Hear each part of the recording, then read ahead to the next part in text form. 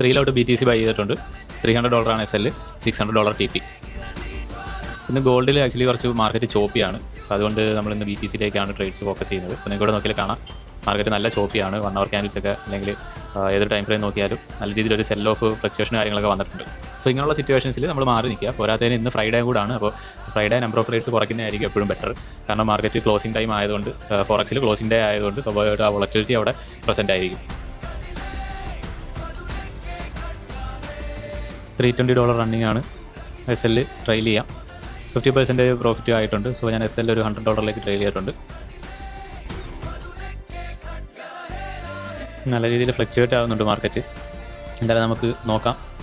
ഒരു $500 റീജിയനിലൂടെ എത്തുകയാണെങ്കിൽ നമുക്ക് പാർഷ്യൽസ് ബുക്ക് ചെയ്യാം.